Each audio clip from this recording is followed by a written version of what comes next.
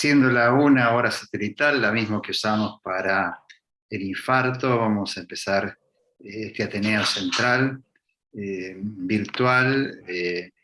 Alberto está unos días de vacaciones, así que voy a hacer yo la presentación. El Ateneo de hoy se llama Minimizando Riesgos, Terapia Antitrombótica NFA Peri-ATC. Los coordinadores son Lucio Padilla y Paulo Colimodio, y el residente Francisco Olivares Prato. Interesante porque vamos a ver que este Ateneo de fibrilación auricular le sigue, obviamente recordando la atención cardiovascular segura. Verán que cambiamos digamos, la pantalla para priorizar lo que antes no priorizábamos, que era la ventilación, y dejamos con menos énfasis la higiene de lugares o la limpieza con alcohol de las superficies. El siguiente Ateneo también es de fibrilación auricular. En este caso, los coordinadores son Ignacio Mondragón y yo, quien les habla, reemplazando a uno que cayó. Cayó porque se bajó del Ateneo, no porque haya caído por la pandemia. Este se va a llamar Clínica de FA, que la sangre no llegue al río. Los dos están relacionados con la clínica de fibrilación auricular y con la patología, la fibrilación auricular. Siguiendo con el electrocardiograma, recordar los talleres virtuales siempre excelentes de Alberto Hiniger. Los Ateneos de imágenes miércoles por medio, coordinados por Ricardo Ronderos y Adrián Aranda, también muy buenos. Ahora pasamos de la fibrilación auricular a la hipertensión arterial. En este webinar de cómo controlar la hipertensión arterial, dirigido por Gustavo Cerezo y coordinado por Pablo Rodríguez y Alberto Villamil, es decir, todas primeras figuras. Bueno, y este Ateneo me pareció, o este webinar me pareció sumamente provocativo: cómo lograr que nuestros pacientes lleguen a los 100 años. Es difícil pensar que nosotros, los médicos, lleguemos a los 100 años, pero los pacientes por ahí llegan, y también está coordinado con que no solo tienen que llegar, sino que tienen que tener el cerebro más o menos en condiciones. El corazón obviamente lo tienen que tener en condiciones para llegar a los 100 años, pero si llegamos sin cerebro, entonces este es otro, en este caso, curso de corazón-cerebro, no un webinar, sino un curso, que se inicia el 5 de noviembre, y obviamente los coordinadores son también Gustavo Cerezo y Augusto Vicario. Y bueno, es un programa muy provocativo, de una cosa muy interesante, los que ellos son claramente pioneros en nuestro medio, yo creo que en el mundo. También para llegar a los 100 años hay que tener bien la aorta, entonces todos estos Ateneos y webinars están compaginados para un mismo fin. Y luego, obviamente, para no que se compliquen los aneurismas, hay que tratar bien la hipertensión arterial. Es un webinar también de Alberto Villamil y Pablo Rodríguez sobre las barreras en las metas para alcanzar el tratamiento de la hipertensión. Último anuncio: el acto académico el miércoles 24 de noviembre, casi dentro de un mes, pero para que se lo vayan agendando, a las 15 horas, en el Club Lowlands. Como verán, es presencial, y bueno, es un acto muy importante que realmente todos los miembros del staff le damos mucha trascendencia, y nos gusta participar y, en cierta manera, despedir a nuestros residentes que terminan, recibir a los que están, y es un acto muy importante para nosotros. Recordar el tema de los médicos integrados, con toda esta movida muy importante que lidera Gustavo Cerezo, y de la que todos participamos, para tratar de que nuestros médicos, muchos de los que están escuchando, se sientan parte del IGBE, nosotros sentimos parte de un equipo de trabajo junto con ellos, que también incluyen a los pacientes y la familia, y mostrarles con orgullo que dentro del programa de seguridad COVID, la vacunación del personal del instituto es del 100%, con el 94% del esquema completo. Muchas gracias a todos nuestros patrocinantes, que por suerte cada vez son más, cada vez vemos más logos, y cada vez estamos más contentos y más agradecidos para que nos ayuden a mantener nuestra actividad académica. Son menos de 5 minutos, menos de lo que usó Alberto, así que Lucio, mucha suerte, y Pablo, y con este Ateneo. Bueno, buenos días a todos. Un placer poder estar acá con Pablo y con Francisco, Y la verdad es que queríamos charlar sobre este tema y analizar un poco todo, porque es algo que está en la vida diaria y que lo charlamos con Paulo y bueno, con Francisco, lo que nos está sucediendo, cómo poder minimizar los riesgos del sangrado en los pacientes con terapia antitrombótica que presentan fibrilación auricular post-angioplastia. Entonces, un poco la idea es presentar dos casos diferentes de la vida real, reales, y bueno, posteriormente discutir qué es lo que tenían, qué es lo que se hizo en forma breve, después hacer una reseña y posterior discusión en base a lo que Paulo estuvo preparando junto con Francisco sobre este punto tan especial. Así que bueno, Paulo, no sé si querés agregar algo más, así le damos pie a Francisco para que comience.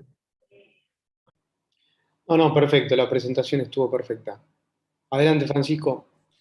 Bueno, ¿qué tal? Buenos días. Vamos a continuar con la presentación del primer caso clínico. Vamos a presentar un paciente masculino de 85 años de edad, con antecedente de hipertensión arterial, dislipemia y sobrepeso, que como otros antecedentes cardiovasculares, él viene ya en seguimiento por fibrilación auricular permanente, en control, digamos, de frecuencia, y como otros antecedentes, un paciente tabaquista severo de 60 Paquier, ya con diagnóstico de EPOC.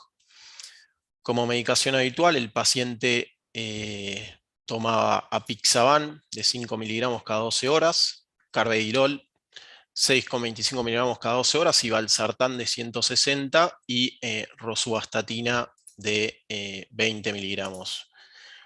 Él inicia todo lo que es el seguimiento, ya previo a venir acá al instituto, con un cuadro de Angor estable de 6 meses de evolución, clase funcional 3, con regular, digamos, respuesta al tratamiento médico, con lo cual se deriva acá al instituto para continuar con el estudio.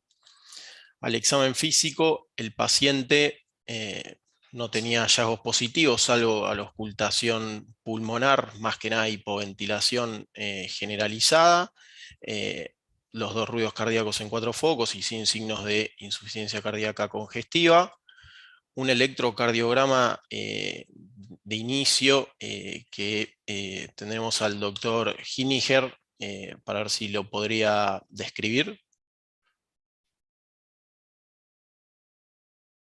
No sé si se encuentra en la charla ya o no.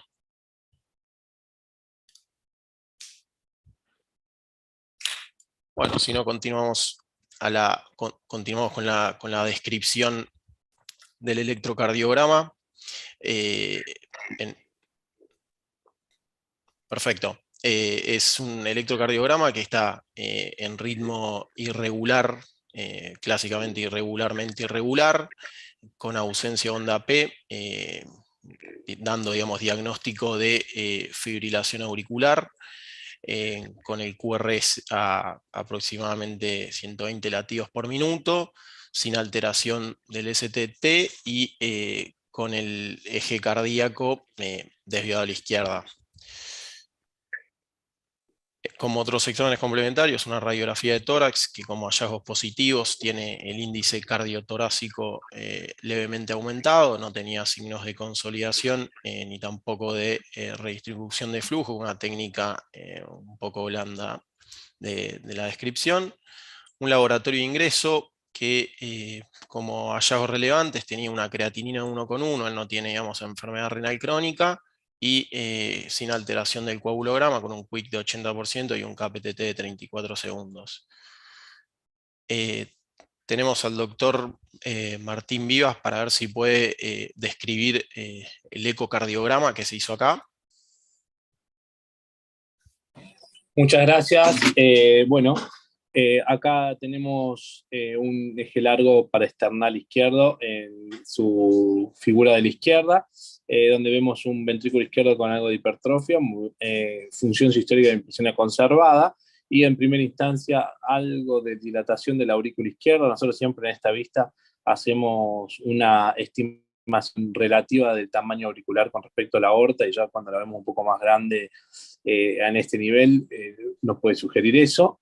Y en la imagen del lado tenemos un 4 cámaras apical, donde también vemos hipertrofia ventricular con una aurícula izquierda algo dilatada. La próxima. Sí.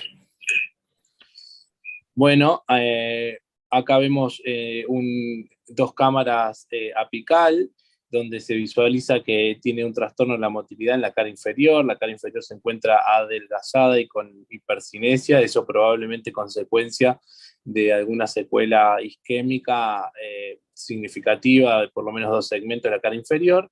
Y después lo que vemos es un flujo transmitral compulsado, eso es un llenado con una onda monofásica.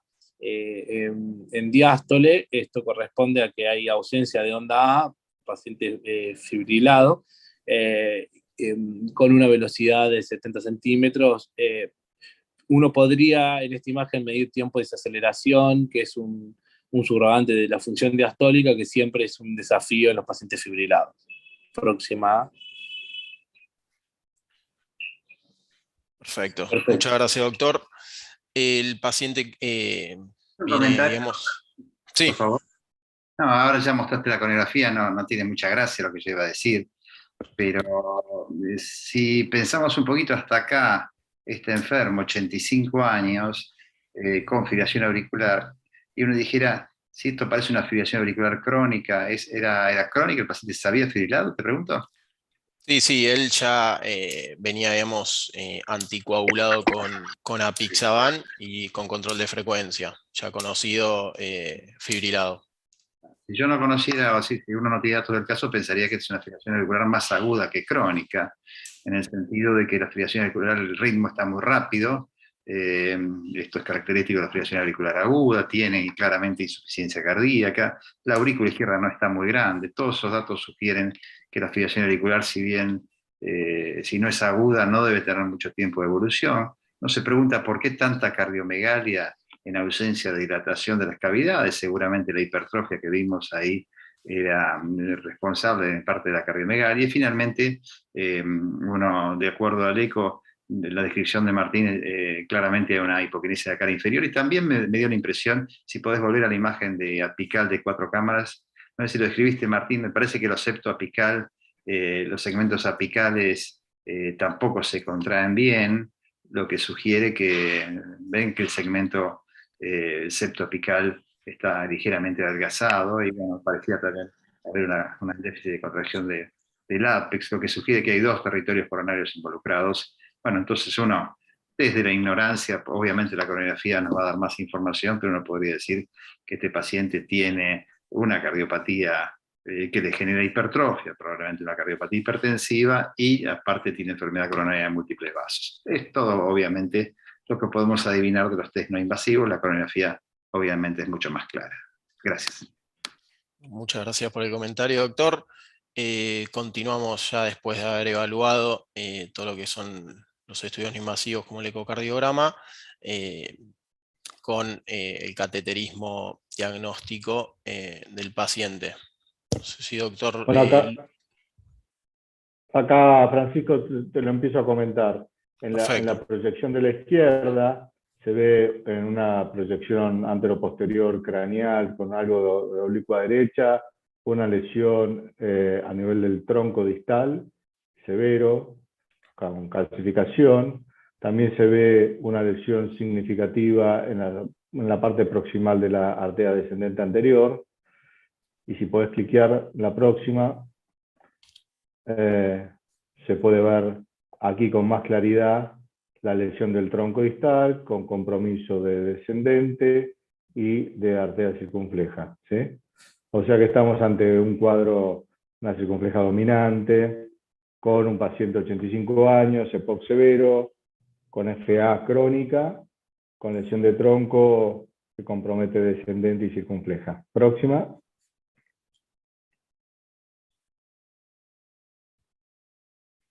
Próxima, Francisco. Un poquito para atrás.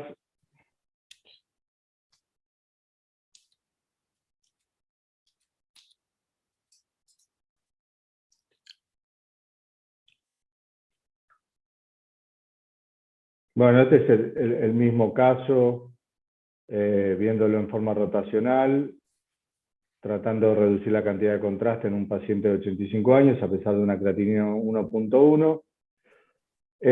Por las características, ¿podés avanzar, por favor?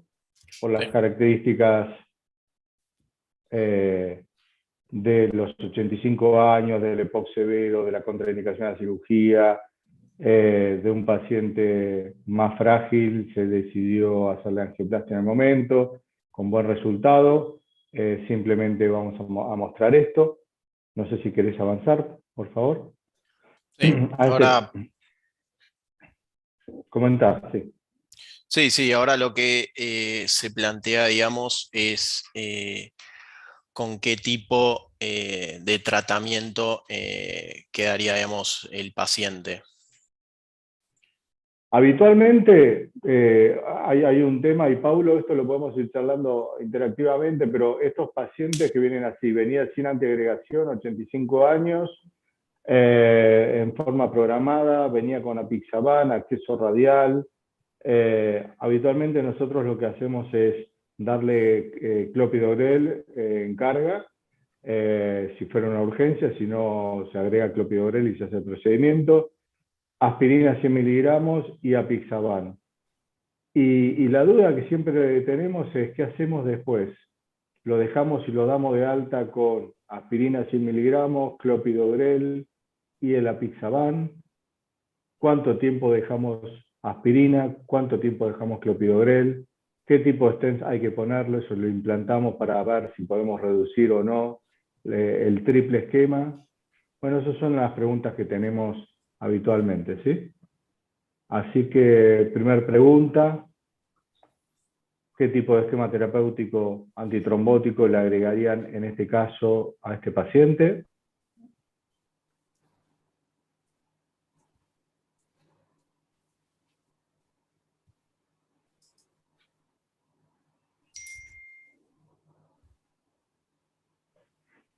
Interesante la pregunta para ver. Interesante la respuesta también. No sé qué pensás, Paulo, o Marcelo también, sobre esta respuesta, ¿no? La mayoría estarían dándole el apixaban que venía tomando, clopidogrel. Esos son la mayoría. Sí, yo quería hacer un comentario. El paciente añoso, en realidad nosotros siempre evaluamos la fragilidad del paciente y las características del mismo como para decidir el tratamiento antitrombótico. En realidad podemos arrancar desde el tratamiento anticoagulante previo a conocer que tenía el síndrome coronario, y en el paciente añoso nosotros evaluamos muy bien tanto la polifarmacia como también la función renal. Sabemos que estos pacientes muchas veces tienen una disfunción renal moderada o leve, que ante eventualidades puede reagudizar. El apixaban tal vez es la droga que demuestra menos riesgo hemorrágico, y tal vez es la droga, te diría, que más noble en este grupo etario, por lo cual generalmente tendemos a indicar esta droga. Tenemos que tener en cuenta que el criterio de ajuste de dosis en el apixaban, que muchas veces se tiende a tener miedo de indicarle dosis plena a los pacientes viejitos, tendemos a indicar reducción de dosis 2,5 cada dosis, mal indicado.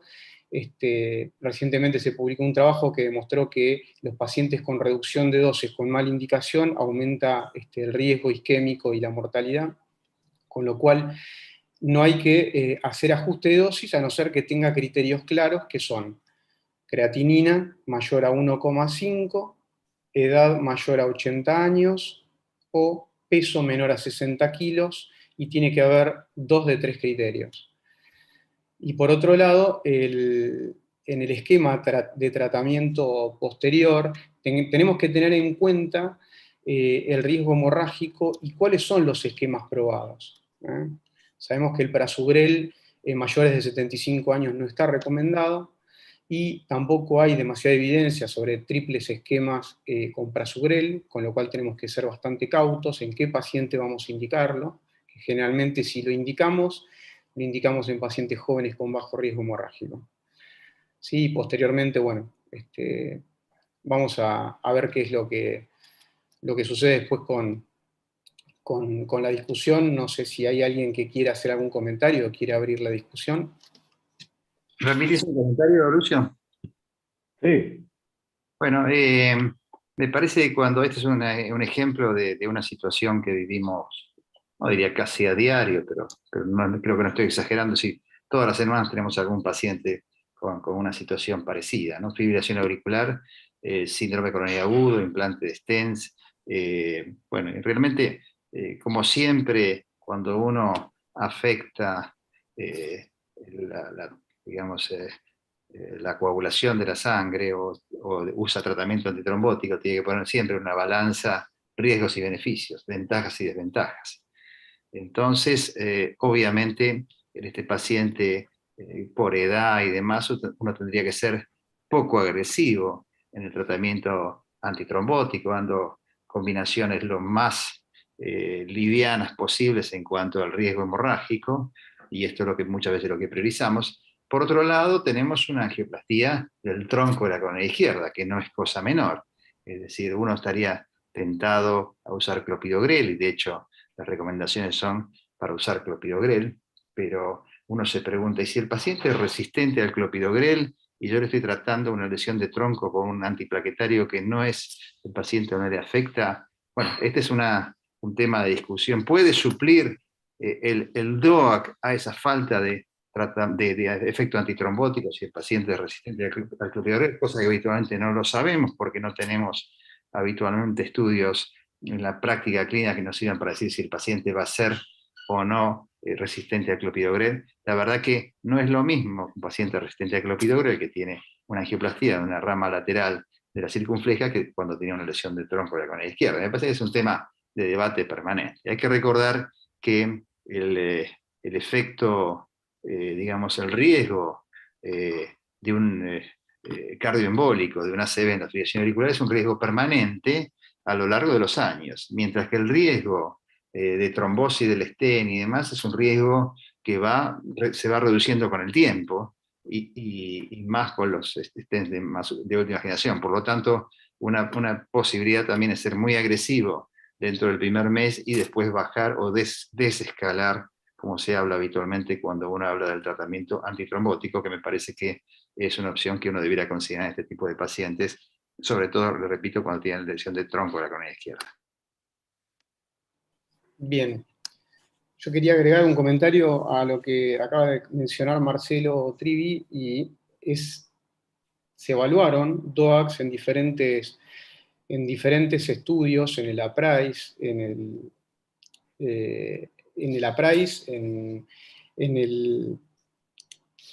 discúlpeme, se me borró el nombre del trabajo, pero tenemos que, se ha demostrado que no tienen el APRISE, el Atlas ACS-TIMI, que no se ha demostrado que los anticoagulantes de acción directa en los pacientes que tienen síndrome coronario, fuera de la indicación de la fibrilación auricular, tengan una disminución del riesgo trombótico.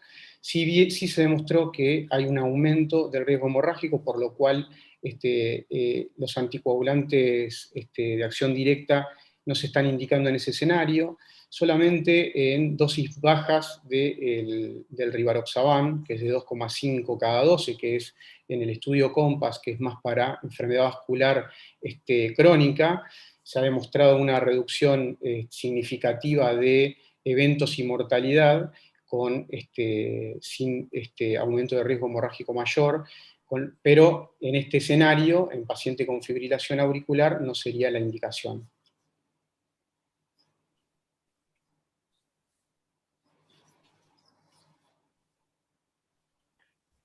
Marcelo, vos a este paciente lo mandarías con aspirina, clopidogrel y con el apixaban que venía tomando, así con dosis completas, o le cambiarías algo. Y hay otros pacientes que vienen anticoagulados con, por ejemplo, Sintrón, o otros que vienen con rivaroxaban. Y bueno, y el tema es, ¿qué hacemos en el momento para darlos de alta después de una angioplastia con tronco? donde utilizamos los stents tal vez más confiables y hacemos una angioplastia lo más óptimo posible para reducir todo lo que sería el stent trombosis, ¿no? Bien. Lucio, la pregunta no tiene una respuesta que es mi opinión, que no tiene mucha importancia. Siguiendo las guías, parece que la tendencia es enfermos añosos, 85 años, con enfermedad de riesgo, dejarlo con triple esquema durante un mes, triple esquema basado en aspirina, clopidogrel y DOAX. Creo que la apixaban es una opción muy buena, pero creo que apixaban o rivaroxaban, pero bueno, evidentemente, en esta situación creo que uno se quedaría con apixaban, clopidogrel y aspirina, y al mes de tratamiento suspenderle la aspirina y dejarlo con clopidogrel y apixaban. Esto creo que es lo más aceptado y creo que es lo que hacemos nosotros habitualmente. Diferente si el paciente es un paciente con un síndrome coronario agudo que tiene una corta episodio de fibrilación auricular durante el monitoreo, donde uno dice que realmente por ahí esto es un epifenómeno del síndrome coronario agudo, en cuyo caso el esquema Pioneer, que seguramente van a presentar y van a discutir, con mini dosis o baby dose de rivaroxaban, con los otros dos me parece que es una opción también para considerar. Ahí Fernando Boto planteaba en el chat, ¿por qué no dabigatran? Me parece que dabigatran también es una opción a considerar, pero bueno, el dabigatran habría que usar en dosis menor, porque el paciente tiene más de 80 años, bueno, y sabemos que la dosis menor de dabigatran se asocia a más eventos coronarios. Entonces, cuando uno tiene que usar dosis menor, sobre todo una lesión de tronco, lo piensa. Pero bueno, me gustaría también, si le das la palabra en algún momento a Fernando, que él dé su opinión. Yo sé que él prefiere el dabigatran, así que me parece que es un lindo contrapunto. ¿Puedo hacer un comentario, Lucio? Sí. Desde mi punto de vista y basado en la evidencia, la utilización de rivaroxaban debería ser, según el estudio, la de 15 miligramos. 15 miligramos no tiene suficiente evidencia como para justificar protección cardioembólica. Así que en la mayoría del mundo no están usando la dosis de 15 miligramos. Dabigatran me parece que es una buena opción. No la usaría en síndromes coronarios agudos. Me parece que el aumento de los infartos que mostró el mismo estudio Redual cuando se utiliza la dosis de 110 miligramos hace que tengamos que usar la dosis de 150. Así que salvo en situaciones en donde uno quiera beneficiarse de la existencia de un agente reversor como idarucizumab, sería la única situación en la que usaría. Con lo cual, apixaban me parece la droga más confiable para usar en escenario. Y por ahí, polemizando un poco con Marcelo, creo que el esquema de elección para el alta de los pacientes es el esquema dual, no el esquema triple, ni siquiera un mes. O sea, para mí, al alta los pacientes deberían irse en su mayoría con un esquema de anticoagulante oral directo si es que no existe contraindicación y no hay problemas de acceso, y clopidogrel sin aspirina, aspirina solamente durante la internación. En el caso que presentaste, coincido ahí sí con Marcelo, en que la complejidad de la angioplastia con dos stents en tronco me llevaría a utilizar aspirina unas semanas posterior al alta. Pero no hay nada demostrado que diga eso, ¿no? Bueno, sí. Sería simplemente por decir, es tronco. No, pero ahí te puedo responder. Hay un subanálisis de Augustus, nosotros participamos en Augustus. En Augustus lo que se mostró es que la utilización de aspirina durante el primer mes tiene un aumento de los eventos hemorrágicos y una reducción de los eventos isquémicos. No significativa, pero hay reducción de los eventos isquémicos. Y no pasa lo mismo con la utilización de aspirina después de los 30 días, en donde sigue sistemáticamente el aumento de los eventos hemorrágicos y no hay ninguna reducción de eventos isquémicos. Eso es el único trabajo que hay disponible que apoya la utilización de aspirina durante los primeros 30 días. Y lo segundo es que en los 3 estudios pivotales, el tiempo de trombosis del stent ocurrió dentro de los primeros 20 días. Así que las dos cosas van en línea para pensar en 30 días y no más de 30 días. Perfecto.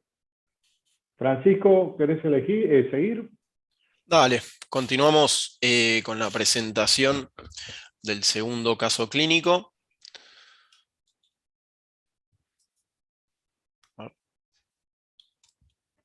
Sería un paciente de menor edad, de 65 años, también masculino, Como antecedentes, en realidad como factor de riesgo cardiovascular, es hipertenso, tabaquista y también dislipémico, con FA paroxística y en seguimiento por un aneurisma de aorta abdominal. Como medicación habitual, él tomaba atorvastatina 20 miligramos, losartán 50 miligramos y por la FA él venía anticoagulado con acenocumarol. Viene con un estudio ya por ambulatorio con un SPECT que lo que evidenciaba era una isquemia miocárdica de grado moderado, el 5% del ventrículo izquierdo, y se interna, digamos, programado para hacer un EVAR y corrección, digamos, del aneurisma de aorta abdominal. Al ingreso, nada para destacar del examen físico. Un laboratorio que tampoco tenía hallazgos relevantes, no estaba en rango de anticoagulación ya que ingresaba, digamos, programado, y una radiografía de tórax donde tenía el índice cardiotorácico aumentado, no tenía signos congestivos ni tampoco tenía signos de consolidación con los senos costofrénicos libres. Se realiza con un ecocardiograma que él ya traía. No sé, doctor Vivas, si también está para informar y comentarnos del segundo ecocardiograma, por favor. Sí, gracias. Bueno, tenemos dos imágenes. La primera de mano izquierda es un eje corto donde tiene función ventricular conservada. En la segunda imagen, que es un 4 cámaras apical con color, lo que podemos ver es que hay algo de insuficiencia muy poquita mitral, con función sistólica conservada. La dilatación auricular es significativa, mucho más que en el caso anterior. Y prueba de esto, esta insuficiencia mitral funcional, que probablemente es leve, pero es una expresión de que el remodelado auricular, a pesar de ser una FB paroxística, lleva algún tiempo más próxima. Bueno, ahí está medida finalmente 34 metros cuadrados de área, es una aurícula bien grande. Y en la próxima imagen vemos que la función sistólica ventricular está conservada, con por lo menos los segmentos visualizados en esta imagen conservados. Tiene sí algo de redundancia del aparato valvular submitral, pero no parece tener un sound significativo. Perfecto, muchísimas gracias, doctor. Continuamos con la presentación del caso. Se realiza exitosamente la colocación del EVAR y el paciente evoluciona con una complicación a las pocas horas de la resolución, con un dolor precordial agudo, asociado también con un episodio de severa hipertensión arterial, llegando hasta 220 de sistólica, con un electrocardiograma. Ahí a la izquierda tenemos el electrocardiograma de ingreso, que no tenía, digamos, alteraciones, y post, digamos, procedimiento quirúrgico, cambios isquémicos, donde se evidencia lo que sería un supradesnivel a nivel de ABR, con infradesnivel en lo que sería de B3 a B6, y también un infra en lo que sería cara lateral, con unas troponinas positivas de 315 nuevas, digamos. El paciente, digamos, se envía, digamos, a la sala de hemodinamia para realizarse un cateterismo de urgencia.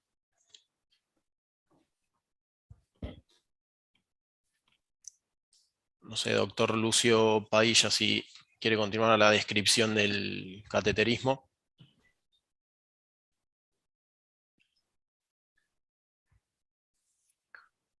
¿Puedo hacer un comentario mientras tanto? Sí, cómo no, doctor. Por fin me pude comunicar, muy buena descripción del electro anterior. Un comentario antes de que entre Lucio es acerca de qué es fibrilación auricular paroxística. Tengo miedo de que la audiencia en general piense, bueno, es un episodio semanal de fibrilación auricular, un episodio mensual, un episodio cada 6 meses. evidentemente tiene un CHA2DS elevado y es un paciente de alto riesgo. Pero en todos los casos, evaluar exactamente qué es fibrilación auricular paroxística, porque tenemos pacientes que porque tuvieron un solo episodio, aunque tengan el CHA2DS muy elevado, persisten anticoagulados durante muchísimo tiempo y no es exactamente FA paroxística. Quiero decir que eso es lo primero que hay que evaluar, ¿no? Adelante. Y perdón la intervención. No, muchas gracias por el comentario, doctor. No sé si doctor Lucio Padilla o si se encuentra Fernando Cura o alguno del servicio de hemodinamia que quiera describir las imágenes.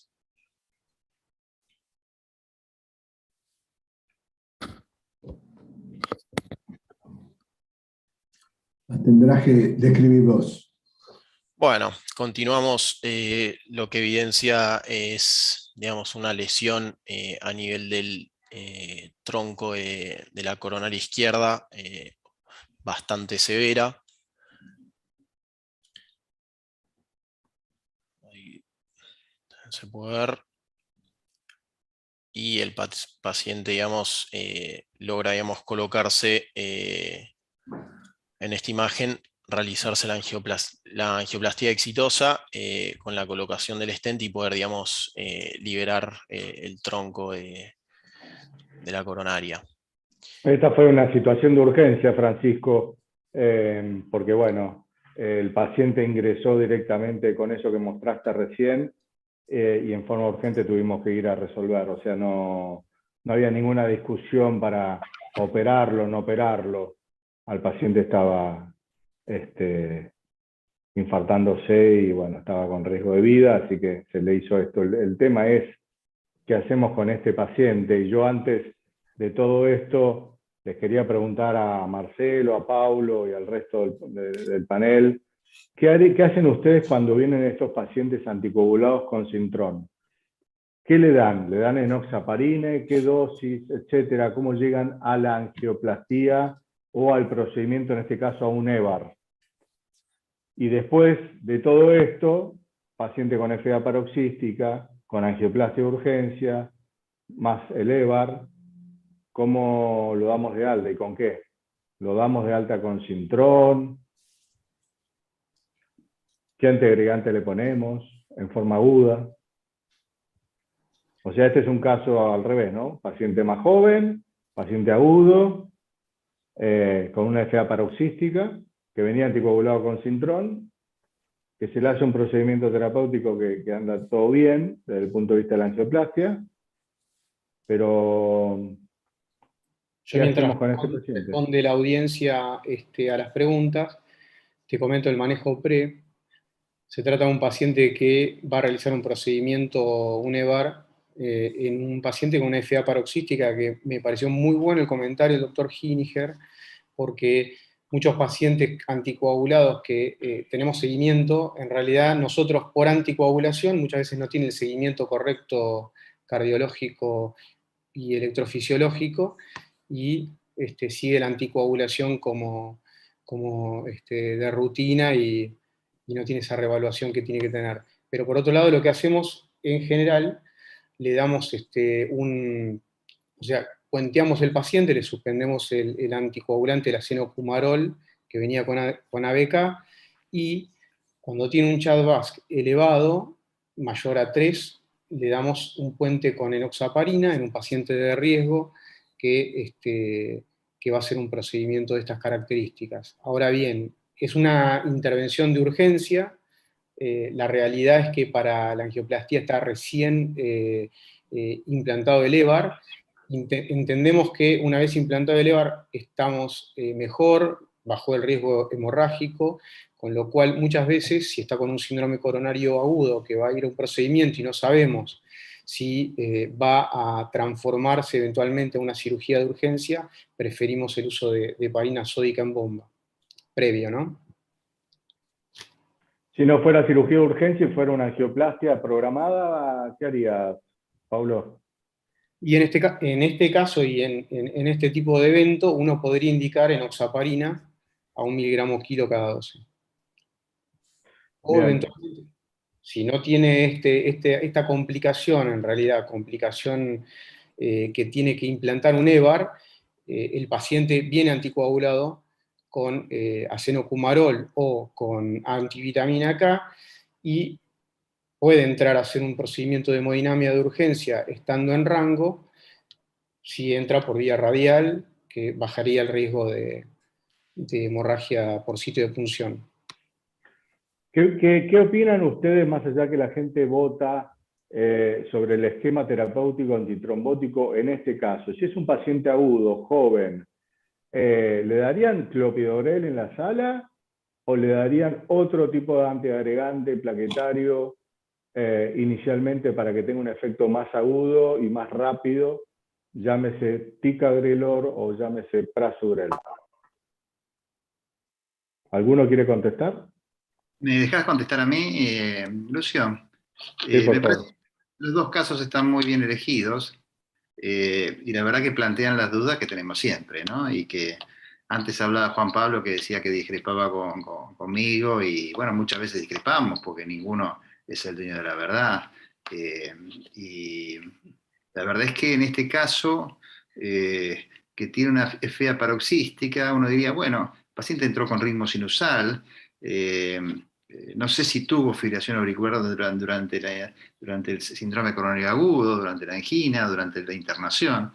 Me parece que volviendo a lo que planteaba Alberto Giniger y Paulo también, no es lo mismo un paciente que tiene un episodio de fibrilación auricular en su vida y que por un chardasco quedó anticoagulado, que uno que tiene, digamos, una fibrilación auricular permanente o más carga de fibrilación auricular. Creo que el riesgo es distinto. Y no lo creo yo, yo le pregunté en su momento a John Kamm, hablando de síndromes coronarios agudos y fibrilación auricular, me decía, bueno, priorizar cuál es el grado de riesgo de cada cosa, ¿no? Me parece que en este caso, y yo comparto esa idea, el riesgo de este enfermo es un riesgo mucho más alto desde el punto de vista isquémico por su enfermedad coronaria que por la posibilidad de una cardioembolia. En ese sentido, yo sería, como vos bien planteás, más agresivo con el tratamiento antiplaquetario que con el tratamiento anticoagulante. En ese sentido, preferiría darle una combinación de aspirina y ticagrelor visto que no puede, e insisto en usar en estos enfermos con poco riesgo cardioembólico por la fibrilación auricular, usar dosis baja de rivaroxaban, como dijo Fernando en el chat, esto es off-label, es cierto, también es cierto que todos los estudios pivotales de antitrombóticos, de nuevos anticoagulantes en fibrilación auricular y stent, son estudios de eficacia, la tenemos demostrada usando las dosis usuales que se usaron por lo menos en esos dos estudios o las dosis plenas de otros DOACs. Así que bueno, es un tema polémico y creo que podríamos seguirlo discutiendo.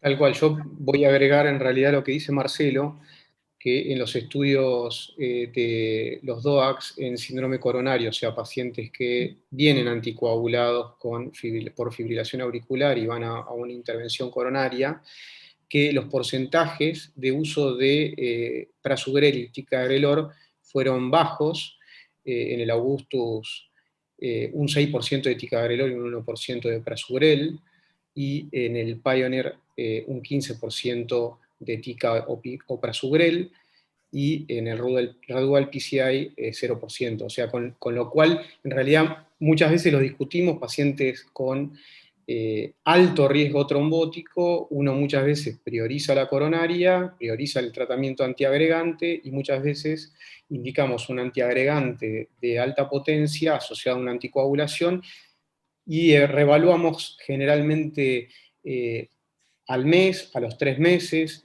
y eventualmente ahí en ese momento decidimos rotarlo a clopidogrel.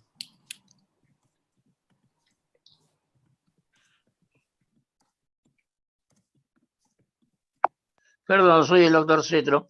El paciente hace una fibrilación auricular paroxística en el contexto de una obstrucción de tronco. ¿Cómo cambia las posibilidades de que no vuelva a repetir FA corregida la obstrucción? es una pregunta: ¿qué influencia puede tener esa obstrucción de tronco en la arritmia? Quizás el doctor Hiniger me lo pueda contestar, pero esa es la inquietud, porque hizo la fibrilación auricular estando isquémico. No sé cómo va a ser el futuro de este paciente con su corrección de obstrucción de tronco. Perdón, si me dejan, una cosa es que venga con fibrilación auricular o que haya tenido fibrilación auricular, y otra cuestión es que, consecuencia del procedimiento, haga una fibrilación auricular transitoria, un episodio como ocurre después de alguna cirugía, por ejemplo, en un paciente que nadie asegura de que persista en fibrilación auricular. Revierte y la historia es otra, ¿no?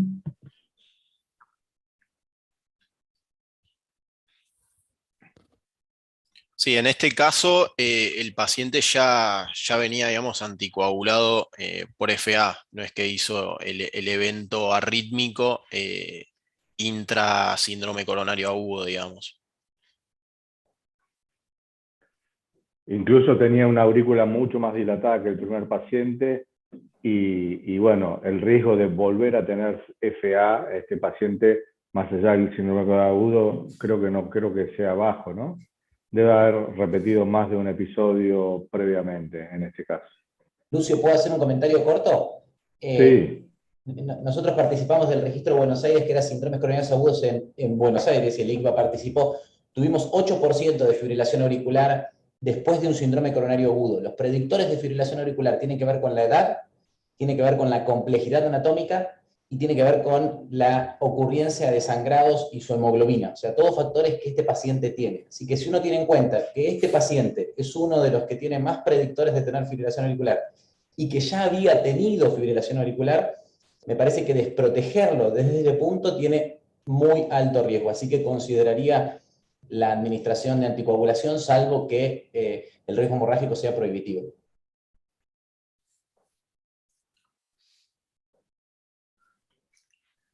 Muy bueno.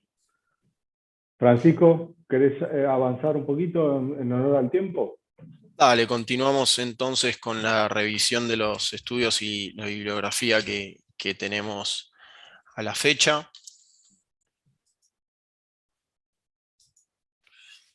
Bueno, entonces, ¿cuáles son las cosas, digamos, que nosotros nos planteamos en estos pacientes tan complejos, donde uno tiene que poner en la balanza todo lo que es el riesgo de sangrado y el riesgo isquémico o trombótico? Se ve que los pacientes, digamos, con un síndrome coronario agudo que tienen un episodio de sangrado, aumentan mucho lo que es la mortalidad de los mismos, y mismo también coincidente con lo que son los pacientes fibrilados,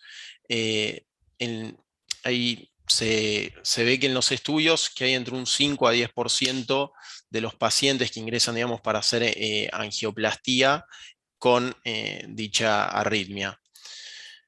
Entonces, hay que ajustar, digamos, la terapia individualizada a cada caso y tomando en cuenta todo lo que son los factores de riesgo, tanto para sangrado como también para trombosis. Valorando entonces el riesgo isquémico, el riesgo hemorrágico y todo lo que es también la presentación, lo que sería agudo, un síndrome coronario agudo versus un paciente que se hace, digamos, la angioplastía por una cardiopatía isquémica crónica de larga data. Con estas tres, digamos, variables es que uno juega como para decidir el esquema terapéutico con el que el paciente se iría de alta. Valorando todo lo que es el riesgo trombótico de base en un paciente con FA, el clásico score de CHA2-VAS, no me voy a detener mucho acá. Mayor a 2 ya tendría, digamos, alto riesgo tromboembólico. Y valorando todo lo que es el riesgo isquémico, esto es valorando la estrategia de antiagregación en los síndromes coronarios agudos. Las variables que uno ve es, por un lado, lo que son las variables clínicas, ya sea las alteraciones, digamos, del electrocardiograma, que el paciente esté con ANGOR refractario, insuficiencia cardíaca, o mismo las arritmias ventriculares. el score de Grace, que también toma en cuenta varios marcadores bioquímicos, clínicos y también, digamos, de electrocardiográficos. Mismo también lo que son las variables ecocardiográficas, con que el paciente tenga nuevos trastornos extensos, digamos, de la motilidad ventricular, y variables bioquímicas donde entran en juego todo lo que es la troponina y el BNP.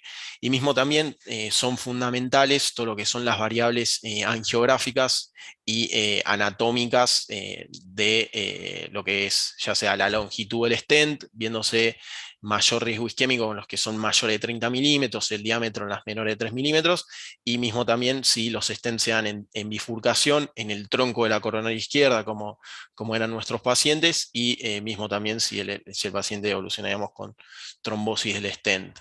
En cuanto a lo que es la valoración del riesgo hemorrágico, tenemos un riesgo hemorrágico de base para los pacientes ya con FA, donde tenemos el clásico score HAS-BLED, y mismo también el Orbit Score, donde ve, digamos, más que nada los mayores de 74 años, los niveles reducidos de hemoglobina / anemia, el antecedente de hemorragia y también de mayor importancia los que son enfermos renales crónicos con alto riesgo también de hemorragia, y también los pacientes que ya vienen, digamos, en tratamiento antiplaquetario. Acá también lo mismo en los pacientes con síndromes coronarios agudos, uno los que puede ver quienes van a tener una mayor predilección por tener, digamos, un mayor riesgo hemorrágico serían los que tengan un score de Crusade mayor a 40 puntos, el Precise DAPT mayor a 25 puntos, y variables de riesgo también en el HRVR score de que sean mayores de 75 años, ya con enfermedades concomitantes preexistentes, como puede ser insuficiencia renal, pacientes con hepatopatía, cáncer activo, y bueno, obviamente diátesis hemorrágica, plaquetopenia, y ya pacientes anticoagulados, que acá entrarían en juego los que son nuestros pacientes que trajimos a presentación, anticoagulados por FA. Dentro de lo que son los estudios de triple esquema con DOACs, el primero que se puso en juego fue en 2013 el WOEST, que comparaba, digamos, warfarina, clopidogrel y disminuyendo la aspirina en el corto plazo. El Pioneer con rivaroxaban en 2016, el Redual con dabigatran y el Augustus con apixaban. Y bueno, y el último, el que está, digamos, en curso, que es el edoxaban, que tengo entendido que no está en disponibilidad todavía en el momento. Arrancando con este estudio, uno que comparaba todo lo que era el rivaroxaban con la terapia antiplaquetaria, ya sea simple o doble, donde no nos vamos a detener mucho, pero una cosa que ya comentaron es que la dosis del rivaroxaban que se usaba en este estudio no es la dosis, digamos, aprobada para disminuir los eventos tromboembólicos en FA, que sería de 20 miligramos día.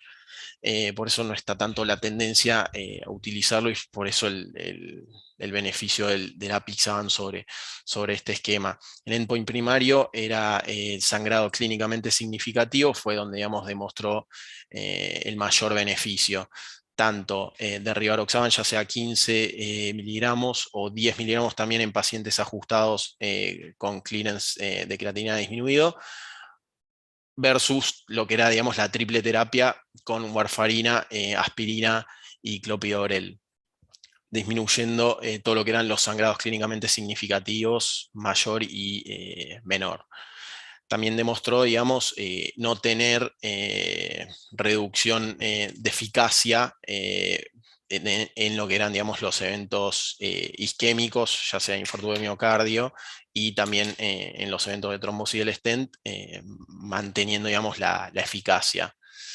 El otro estudio que ponemos es el Redual, que comparó dabigatran en dos dosificaciones diferentes, ya sea 150 miligramos 2 veces por día, también con 110 miligramos, y un inhibidor del P2Y12 contra lo que era warfarina, el inhibidor, el triple esquema clásico que se usaba, donde también es una cosa que comentaron, que dentro de lo que era el inhibidor del P2Y12, el que mayor se utilizaba era más que nada el clopidogrel. También este estudio demostró ambos haber tenido disminución significativa del riesgo hemorrágico, ya sea ambos tipos de dosificaciones. También demostrando no haber tenido reducción, digamos, de la eficacia en cuanto al tratamiento antiisquémico. Entonces fue no inferior desde el punto de vista de la eficacia. Y por último, el estudio de 2017, que fue, digamos, el Augustus, que demostró lo que es apixaban versus warfarina, también en pacientes con FA que iban, digamos, a angioplastía, ya sea por síndromes coronarios agudos o por cardiopatía isquémica crónica, y además lo que sumaba era la comparación de ambos esquemas, ya sea apixaban o warfarina, asociado o no a aspirina o placebo. También acá el objetivo primario era la disminución, digamos, del sangrado y como endpoint secundario demostrar, digamos, no inferioridad en cuanto a eventos isquémicos. Disminución acá, de una disminución del riesgo relativo absoluto para los eventos de hemorragia, también comparando todo lo que era el placebo contra la aspirina y demostrando, digamos, los 4 esquemas posibles que podían haber. El más seguro de todos era, digamos, apixaban clopidogrel sin placebo, sin aspirina, digamos.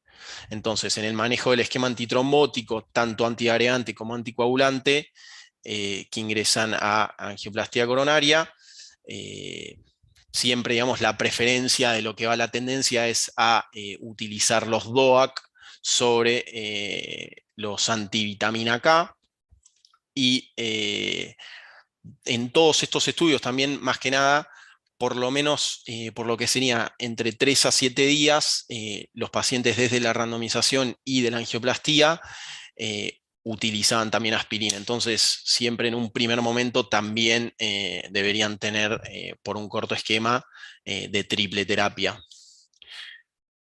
Y acá, a modo de resumen, quedarían los que serían los pacientes con cardiopatía isquémica crónica, serían anticoagulados por el motivo, preferentemente con DOAC. Acá surgiendo de la charla, en estos ambos pacientes serían, digamos, anticoagulados con apixaban, sin ninguno de los dos haber tenido, digamos, criterio de ajuste, y también con clopidogrel en su mayoría, pudiéndose extender hasta 6 meses o incluso más en los pacientes en que uno tenga, digamos, un mayor riesgo isquémico, intentando suspender la aspirina hasta incluso previo al alta. Y lo que serían los síndromes coronarios agudos también anticoagulados, y la aspirina en estos casos se podría extender el triple esquema hasta aproximadamente por lo menos el mes, y después continuarían con clopidogrel. Entonces, una de las cosas, digamos, para disminuir el riesgo de hemorragia no es o sea, se aplica a todos los pacientes, ya sean anticoagulados o no, es la estratificación del riesgo, o sea, evitar todo lo que es la terapia doble antiagregante previo a la angioplastía, utilizar más que nada todo lo que es el acceso radial, optimizar la anticoagulación, utilizar los stent, digamos, de última generación, y bueno, y esto que estuvimos hablando, ya sea buscar el menor tiempo posible todo lo que es la terapia con doble antiagregante y tratar de excluir lo más temprano posible el uso de aspirina.